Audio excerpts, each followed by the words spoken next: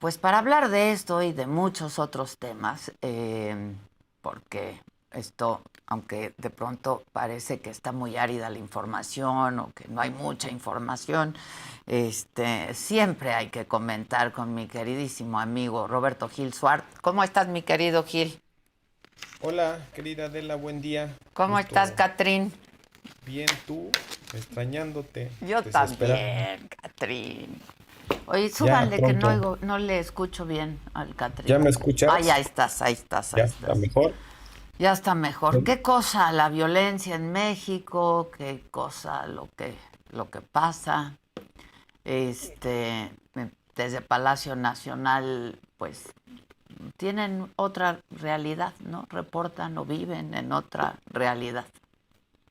En otra dimensión, Adela, fíjate que el presidente dijo que había abatido los índices de homicidios. Esta misma semana se anunció que volvemos a los niveles de 90 homicidios diarios, Ujú. que no se veían desde hace ya varios años, junio del 2022, según el propio secretariado del Sistema Ejecutivo de Ejecutivo Seguridad. Nacional, sí. Es decir, son datos oficiales, no puede haber, digamos, disputa de dónde proviene la información. Volvemos a los 90 homicidios diarios, diarios, no mensuales, son 90 homicidios diarios. Lo que algunos de nosotros hemos anticipado que esta administración va a cerrar con 200,000 muertos por homicidios dolosos. El consuelo que tiene el gobierno es que supuestamente ha revertido la tendencia, lo cual es absolutamente falso. La tendencia va y viene.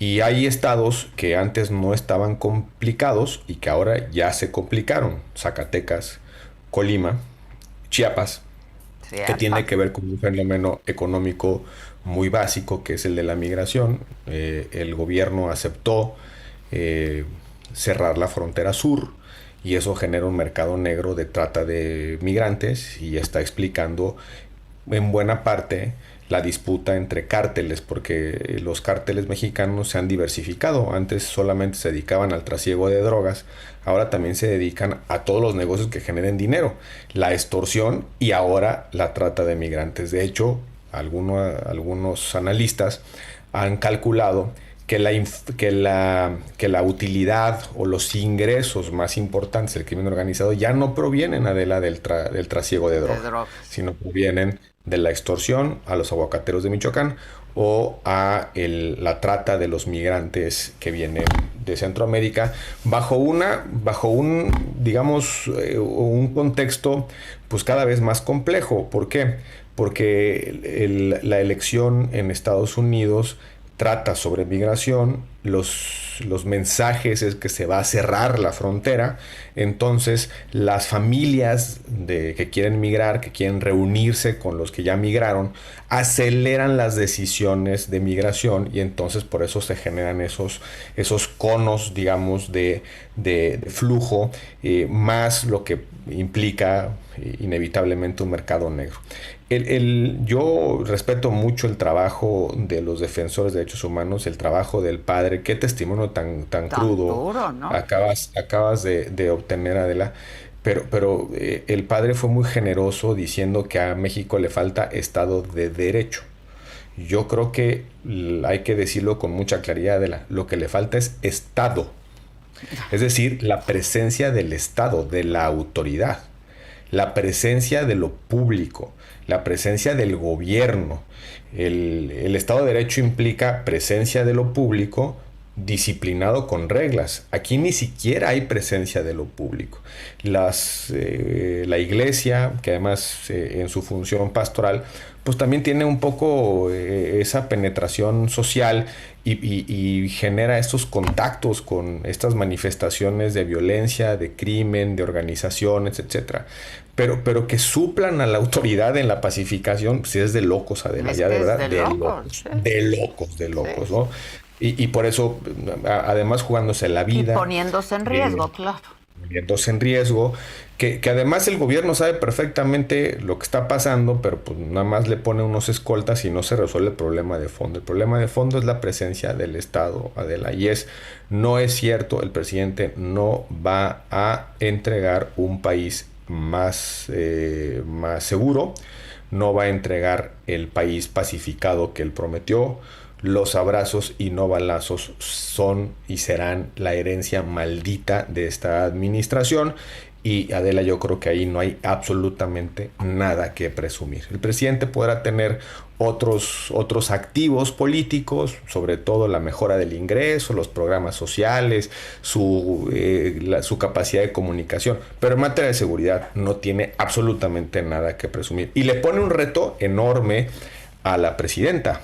A la presidenta, no sé por qué le dicen virtual, porque esto no es digital, pues. Pues sí, ¿no? Presidenta electa, ¿no? Es como si fuera como de inteligencia artificial, ¿no? Espérame, esto se va a convertir, ¿no? No, es presidenta ya, pues, pero bueno. Le va a dejar un rasero muy complejo de seguridad. ¿Qué herencia? Es una herencia maldita. Una herencia maldita. Yo lo digo que es una herencia maldita. Los abrazos y no balazos van a ser el saldo por lo que vamos a recordar este gobierno. Y yo creo que al final de cuentas pasa por recuperar un principio muy básico, que es, tiene que haber Estado, ¿no? Tiene que haber Estado en las plazas, tiene que haber Estado en las carreteras, tiene que haber Estado en los municipios, tiene que haber Estado en las regiones más olvidadas de México por vulnerabilidad, por desigualdad. Tiene que haber Estado, presencia de lo público. Y yo creo que ese es el gran déficit de México. Lo acabamos de escuchar de una persona pues que está en la defensa, pues así que con la inspiración de Dios, y nada más que con la inspiración de Dios, sí, Adela, ¿no? Sí. Ahora, en ese sentido te pregunto, Roberto, ¿cómo has visto la integración del gabinete? Hoy es jueves de gabinete, se espera que presenten 3 nuevos secretarios: turismo, trabajo, ¿y qué otro me falta? Con esto ya serían 20. Cultura, ¿no? También vendría cultura. Exacto. Y a lo mejor alguna parte de salud, según lo que el presidente anticipó. Ya el presidente designa, ¿no? Sí. Designa que podría ser el IMSS y que... Sí, COFEPRIS y alguna otra cosa, ¿no? Sí. A ver, yo ¿Cómo ves el gabinete? Y sobre todo, pues, el gabinete de seguridad, ¿no? Porque yo no sé qué margen de maniobra va a tener, por ejemplo, Harfuch, es decir, ¿con qué cuenta? Yo lo dije la semana pasada contigo, aquí lo platicamos. Yo veo el gabinete con un énfasis en lo técnico, veo un gabinete con énfasis en el profesionalismo. No veo, digamos, una tendencia hacia a una continuidad obradorista. Creo que hasta ahora ha estado invirtiendo la presidenta electa la ecuación 90% lealtad, 10% capacidad, y eso son buenas señales. Falta el gabinete, ya en Hacienda y Economía mandó señales positivas, los mercados reaccionaron bien, la continuidad del secretario de Hacienda es un buen mensaje, en Economía pues, un Marcelo Ebrard da certeza. Y yo creo que ahí no ha habido sorpresas. Habrá que ver el margen de maniobra, ¿no? De cada uno. Los nombramientos son buenos. Exacto. El tema es si ella decide trabajar en gabinete, ¿no? No fue malo el primer gabinete de Andrés Manuel López Obrador, sí, te acordarás, ¿no? Hasta uno respiramos en paz. El problema es que luego nos dimos cuenta muy rápido que el presidente se levantaba temprano, tiraba sus rollos en la mañanera y nunca gobernó con su gabinete, y se le fueron yendo los secretarios, los funcionarios más profesionales. Que daban tranquilidad. Los que le podían decir que no, los que de alguna manera generaban contenciones a el ímpetu voluntarista que caracteriza al presidente. Pero bueno, pues la gran pregunta, los momentos son buenos, hay que ver si la presidenta va a gobernar en gabinete. Ciertamente la presidencia de la es unipersonal, es un presidente, sí, solo eliges a uno. Sí. Y al final la última decisión la tiene el presidente o la presidenta. Quien firma los decretos, los acuerdos, quien toma las decisiones es el presidente o la presidenta.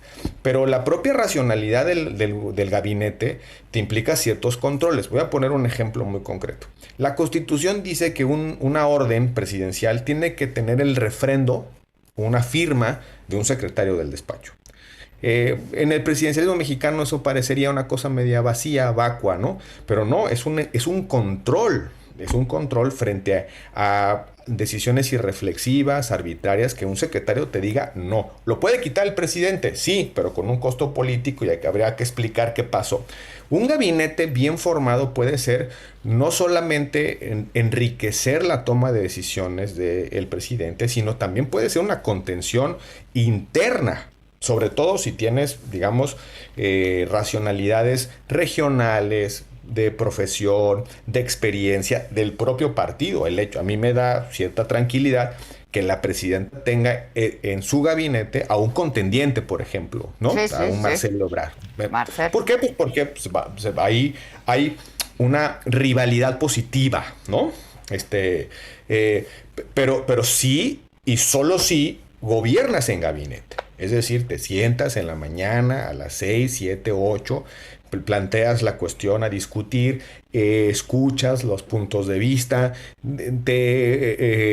reflexionas técnicamente los escenarios, las rutas y tomas una decisión. Sí.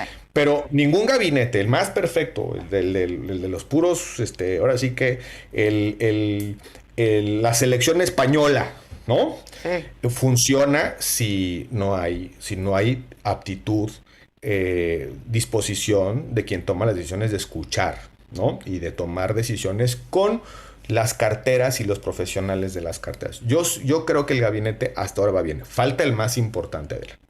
Falta el gabinete de seguridad. Sí, claro. Ya señal con la Secretaría de Gobernación, viene la secretaria de Seguridad ahora a la conducción política del gabinete, lo cual te dice que en parte habrá cierta continuidad en lo que han estado haciendo, pero pues se está especulando que un profesional de la política de seguridad civil podría llegar a la Secretaría de Seguridad Pública y no sabemos todavía por dónde van los nombramientos de las dos secretarías muy importantes de Seguridad Nacional, Defensa y Marina. Exacto. En el camino puede haber también incluso un planteamiento de reforma institucional. Pues ya la presidenta adelantó que quiere dejar la Guardia Nacional, la Secretaría de la Defensa. Entonces, pues eso también implicará ver pues cómo se van a definir las agencias de seguridad. Yo lo he dicho muchas veces, creo que la Guardia Nacional nació mal, debió de ser una instancia intermedia de seguridad interior, quitarnos esas lógicas binarias de que solo hay seguridad nacional y seguridad pública, pero bueno, son discusiones que están ahí. Falta el gabinete de seguridad, pero por lo que se escucha, creemos que va a haber un cambio de matiz, de orientación, con lo que hemos estado viendo con el presidente de los abrazos y no balazos. Ahora, tenemos el antecedente de cómo gobernó en la Ciudad de México. Y el antecedente también es que la propia jefa de gobierno electa, ya también no le van a decir virtual, la jefa de gobierno electa acaba de ratificar al segundo mando operativo de la Secretaría de Seguridad Pública. Que es Pablo Vázquez. Alguien que es experto en prevención, un funcionario de carrera, porque también aquí está medio despreciado en sentido positivo la burocracia como carrera, ¿no? Es decir, los profesionales que se construyen en el servicio público. La ratificación de Pablo Vázquez no es solamente continuidad con un modelo de seguridad, sino que es un refrendo de que tiene que haber un aparato del gobierno que no esté sujeto a los vaivenes de la política, que llega uno y sale otro, y estos ciclos que afectan la continuidad en las políticas públicas y también el pensamiento o la estrategia de largo plazo. La continuidad, la ratificación de Pablo Vázquez te dice que aquí va a haber un racional similar al que pudiera haber en la federación. Y yo creo que la mancuerna Pablo Vázquez y Omar García puede ser útil, sobre todo en la mancha metropolitana del centro del país. Hay que recordar, Adela, que la policía de la ciudad es la más grande del país. Tiene alrededor de 80,000 efectivos, poco más, pocos menos, 80,000 efectivos. En su mejor momento, la Policía Federal llegó a tener 36,000. Es decir, la policía de la Ciudad de México era fue 3 veces más Más grande grande. que la Policía Federal que se formó en los años. Hoy la Guardia Nacional andará por los 120,000, ya no tengo el dato, pero pues por ahí andará. Ujú. Imagínate una policía como la Ciudad de México con 80 y tantos mil frente a la Guardia Nacional contra 120,000, con las extensiones que tiene el territorio nacional, con la frontera que tenemos, norte y sur, pues te da una dimensión de la importancia de la Secretaría de la Seguridad Pública en la Ciudad de México. Pues de alguna manera, pues aquí están, aquí se juegan muchas cosas, ¿no? Pues la capital de la República, la sede de los Sí, poderes claro. federales, etcétera, etcétera. Pero bueno, pues ahí creo que hay algunas pistas de por dónde va el modelo de seguridad. Yo creo que debe haber un planteamiento integral de reforma a la Secretaría de Seguridad Pública. Yo creo que no funciona como está. Hoy es nada más una vocería. Lo operativo lo tienen los militares y lo político Exactamente. el Sí. presidente. Entonces ahí debe haber un equilibrio, una redefinición entre lo político que ha monopolizado el presidente desde la mañanera y lo operativo que hoy lo tienen los militares. Una Secretaría de Seguridad Civil pues tendría que estar entre lo político y lo operativo. Ahora, bueno, pues vamos a ver los nombramientos de hoy. Y sí, hay que ver cómo, pues, cuál va a ser el margen de maniobra de cada uno, ¿no? Eso es lo que finalmente habrá que ver.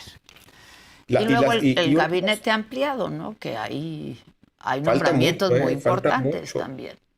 Falta mucho, hay subsecretarías muy importantes, hay desconcentrados muy importantes. Voy a ponerte un ejemplo. El organismo que se encarga del sistema penitenciario mexicano es un descentralizado de la Secretaría de Seguridad Pública. Es una pieza importantísima en el modelo, ¿no? Te estoy poniendo nada más un ejemplo. Sí, sí, sí. Si queremos conectar prevención con persecución de los delitos, con reinserción social, las piezas deben cuadrar, deben ser perfiles que den sentido a una política pública. Si en prevención tienes perfiles que responden a una lógica distinta a la de la reinserción social, pues no jala nada, ¿verdad? ¿No? Entonces, es como una relojería, ¿no? Y lo que vimos en esta administración es pues que puros palos de ciego, porque pues, por un lado la prevención era por las secretarías del gasto social, por un lado no había un entendimiento entre la investigación y la procuración de justicia, y luego también el manejo político de la Procuración de Justicia. Nos enteramos la semana que el señor Lozoya pues inventó una serie de Sí, cosas ¿qué para que tal? un criterio de oportunidad. Y bueno, pues la UIF andaba cometiendo delitos, corrompiéndose por todos lados, bloqueando cuentas para eh, entretener al público. Y así, todo desquiciado, ¿no? Sí, muy Entonces, desquiciado. si va a haber una remodelación institucional, pues tiene que tomar la prevención, la investigación, la procuración de justicia, un nuevo entendimiento con la fiscalía, que es autónoma, eh, y conectar los aparatos. El presidente dijo que desapareció el CISEN, pero hay un centro de investigación que no sirve para nada. Sí, sí. Muchas cosas hay que arreglar y ojalá sea un planteamiento, Adela, de largo plazo. Y en eso creo que la suposición. Yo, por ejemplo, hoy mi texto es sobre eso. La oposición debe decir que no a la reforma judicial. No tiene por qué empezar a hablar ni nada. Solo habría una precondición para empezar a articular un diálogo, que retiren su plan C y que se construya una iniciativa con el Poder Judicial para arreglar los problemas estructurales del Poder Judicial. Pero mientras eso no sigue, la oposición tiene que decir que no a las Ujú. ocurrencias, al despilfarro, a las improvisaciones. No hay un solo elemento en la historia, en el derecho comparado, que te permita sostener que la elección popular de jueces, magistrados y ministros es un modelo razonable para democratizar la justicia y mejorar la calidad en el servicio público. Y de hecho, en el 17 se discutió este mismo tema. Por cierto, un queretano Bueno, ya tenemos un exministro queretano que anda haciendo todas estas cosas perversidas. Hubo un abogado, en el constituyente del 17, queretano, que fue el que introdujo la discusión de los jueces electos. Fue derrotado por por ahora sí que por unos constituyentes, pues, que le entendían a que era un despropósito. Y no hay nada en la historia que nos permita aterrizar a eso. Hay que decir que no a eso, pero sí hay que decir que sí, e incluso proponer otras ideas para resolver la justicia de lo cotidiano, la justicia local, la procuración de justicia. La procuración, claro. 9 de cada 10 delitos no se denuncian, las mujeres son violentadas impunemente. Los problemas están en otro lado. Si el presidente, hoy, insisto, perdón que me autocite, pero es como digo, es que es como tratar un cáncer con terapias de temazcal, ¿no? Con un mito y olores que justifiquen solamente el status quo, porque eso no va a resolver la justicia. Hay muchas cosas en las que la oposición puede aportar ideas, modelos. Hay que entrarle a una reforma integral a la prevención, a la federalización de la justicia, de la procuración de justicia. Y esto de andar nombrando jueces y magistrados por voto, por política electoral, no es nada más que un enredo del presidente, pues, para amenazar jueces, porque además lo andan regañando, Adela, ¿eh? El presidente está siendo condenado por el Tribunal Electoral por intervención en el proceso electoral, ¿eh? Sí, ayer se ganó 3 sentencias, sí, ¿no? sí. Si el tribunal es consistente con lo que está resolviendo, Andrés Manuel López Obrador va a salir más regañado que Fox.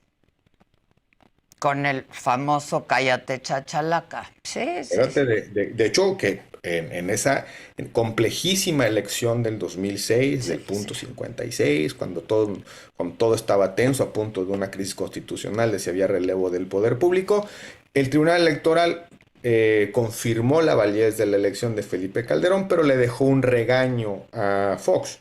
Un regaño que provocó la reforma electoral del 2008. Sí, bueno, pero no va a pasar de un regaño. Bueno, pues pero se va a llevar su regaño. Ya impoluto no va a salir López Obrador, lo andan regañando. Yo creo que ahí yo sitúo las coordenadas, Adela, de esta presión a los jueces. De esto de te voy a desaparecer y demás.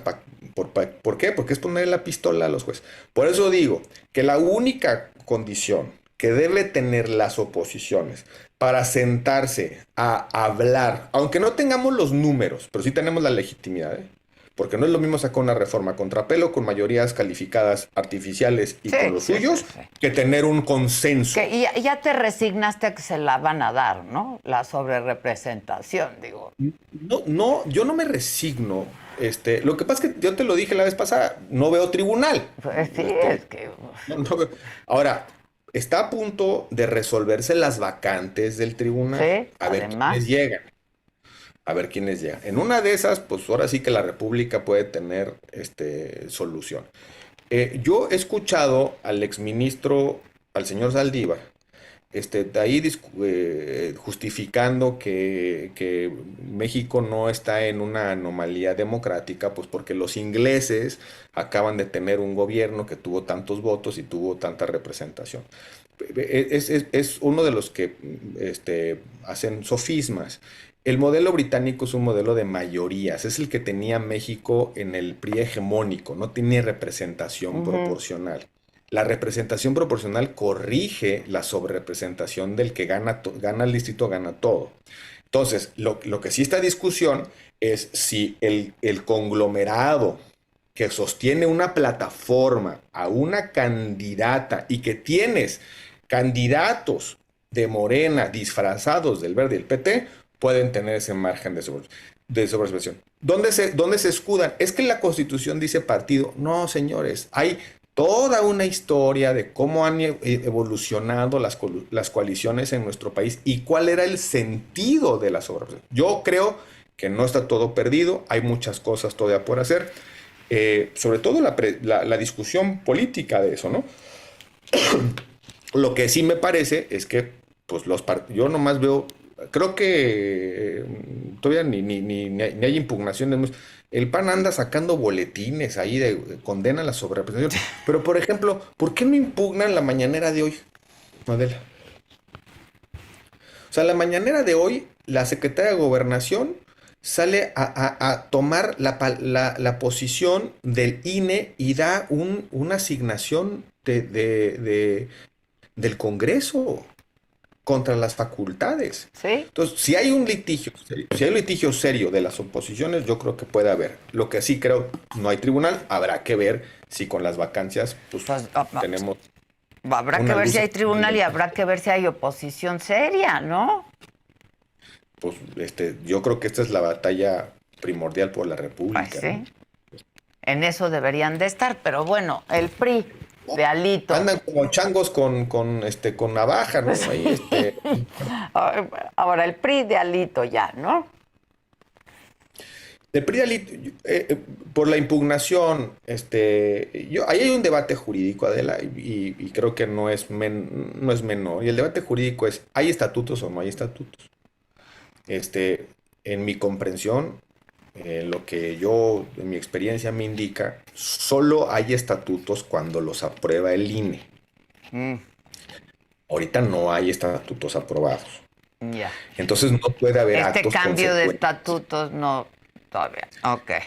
Falta la aprobación del INE. Entonces yo creo que hay un debate jurídico, pero mira, estuve escuchando, no sé si ayer o antier, Marco Cortés dio una entrevista en El Financiero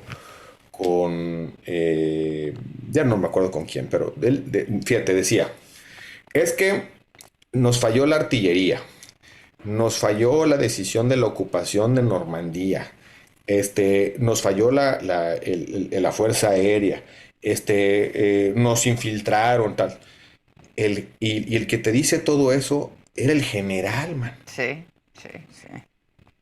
Y luego dice, yo no tuve la culpa.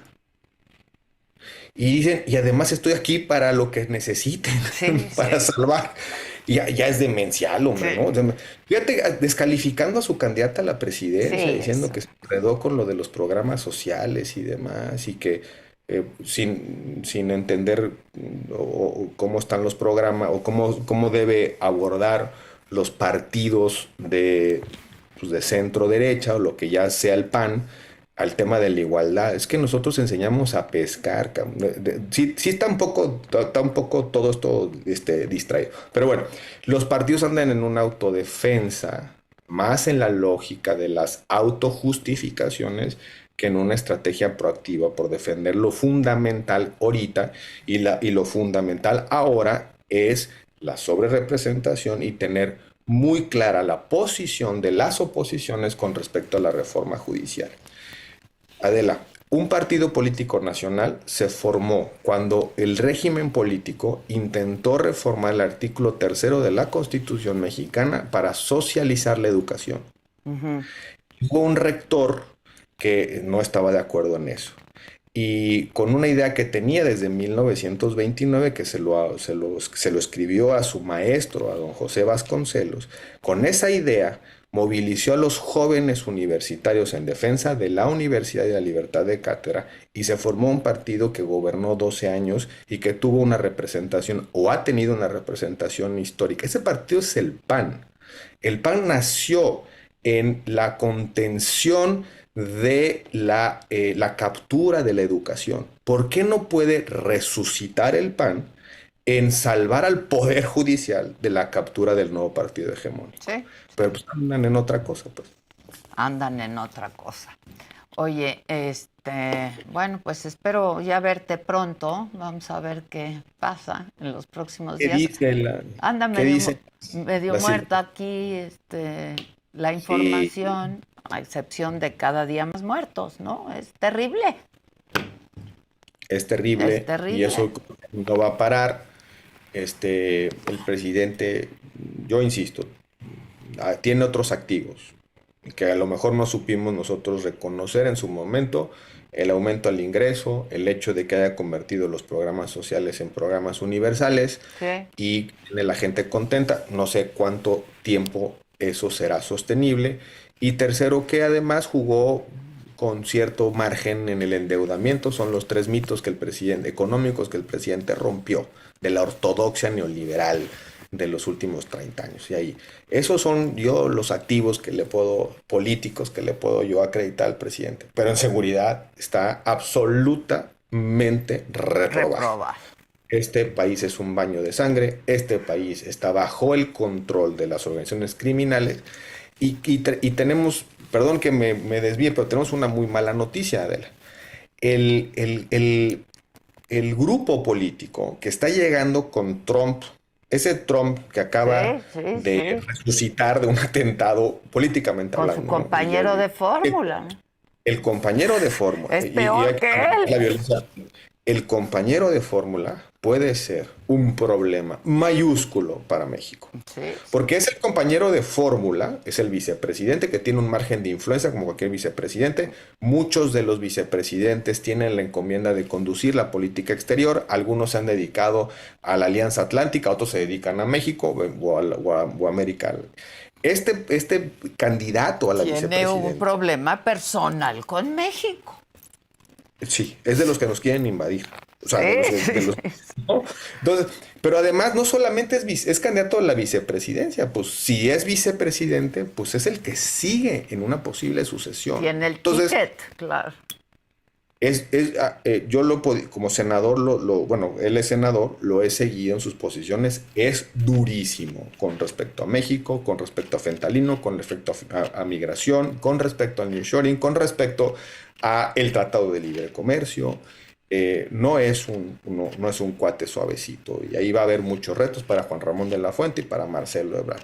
Pero si no le estamos entendiendo que esto se pone cada vez más complejo, entonces vamos a empezar a dar palos de ciego como país, independientemente del gobierno. Sí, lo entiendo. Si es un gobierno con un régimen, un gobierno, la nueva administración de Claudia Sheinbaum con esas tensiones geopolíticas y una oposición absolutamente extraviada, pues entonces no nos extrañe que en una de esas andemos pues sufriendo las consecuencias de nuestra Oye, dicen debilidad. aquí en el chat, no puedo con la inteligencia y la guapura de Gil. Así es que ya ven. Ya, no, sí, querida Adela. Pero disfruta de unas vacaciones. Pues es que es para olvidar los dolores. Lo entiendo. Muy traumático. Ahí te veo solita en la mesa, ya no... No, ahorita vienen todos, aquí están sí, todos. Es que aquí están todos. A ver si te alcanzo unos días por ahí de vacaciones. Ándale. Ándale. Sería bueno. Y terminamos de charlar. Exacto. Te mando un beso y un abrazo. Gracias. Cuídense. Hasta luego. Gracias. Te quiero.